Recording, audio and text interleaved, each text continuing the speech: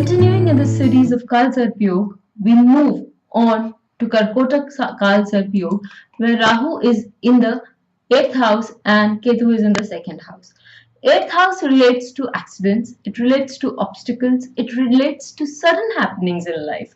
It also relates to money that is funded or by others, money that we take from others, or money that others lend us.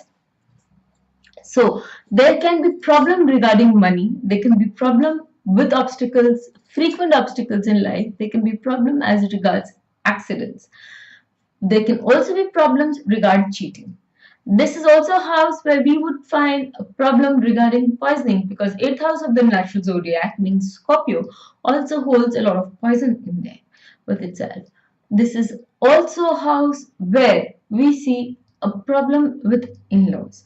So these are the cases that can be taken into account, or that form a major crux of a person's life when Rahu is posited in the 8th house and Ketu in the 2nd house, with 2nd house being the house of family, the house of wealth, and the house of children. These things are equally affected. On a very large scale, these things are affected when the KalSarp Yoga is formed.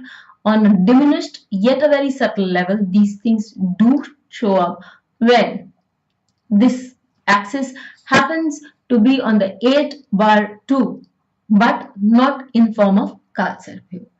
As we move on to the next KalSarp Yoga, which is also known as the Shankhanath KalSarp Yoga, wherein the Rahu is placed in the 9th house and the 3rd house is occupied by Ketu, and all the planets form between the 9th house to the 3rd house.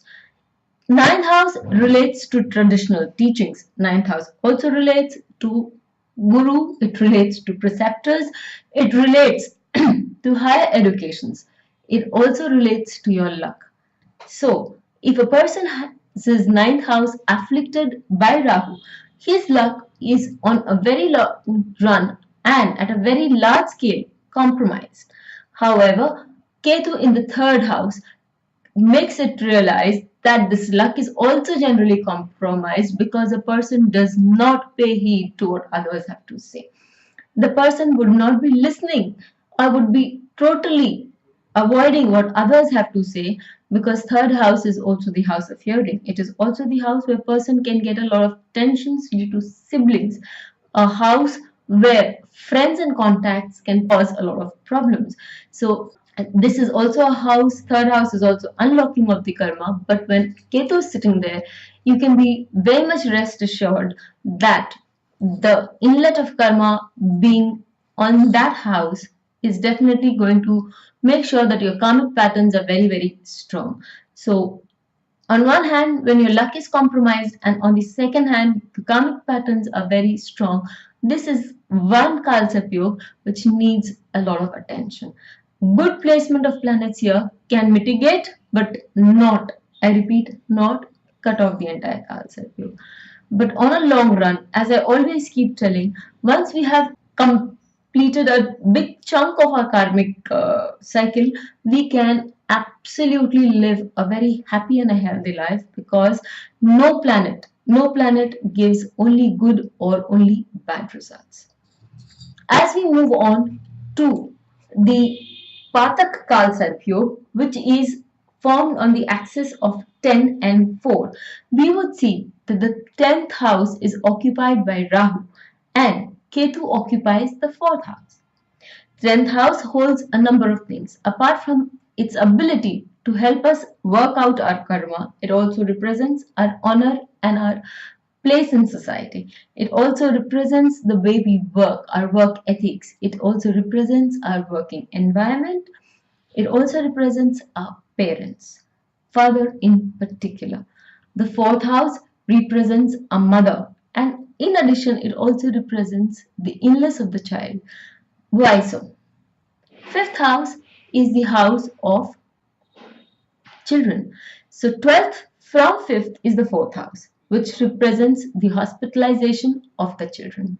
So it is generally seen that during these periods of Rahu, Ketu, Dasha, Antardasha, there is a lot of problems as regards children, as regards parents. In fact, I would go so much ahead and say that in my observation, when Rahu-Ketu are placed in the 10/4 axis, without fail, I have seen a lot of differences between parents of this child.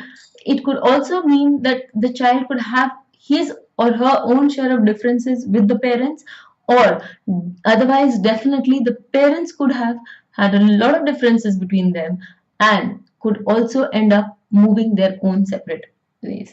So, and this, I have a number of cases in the from the past which have helped me prove that point. Now, as we move on to Vishakha or Vikshthar KalSarp Yog, where Rahu is placed in the 11th house and Ketu in the 5th house, we realize that 11th house is the house of diseases. As I had already told you earlier, the 11th house is also 6th to 6th. So apart from having a lot of good things, diseases are also a part of this house. This house also has a lot of contacts. It is also family and spouse. It is our gains.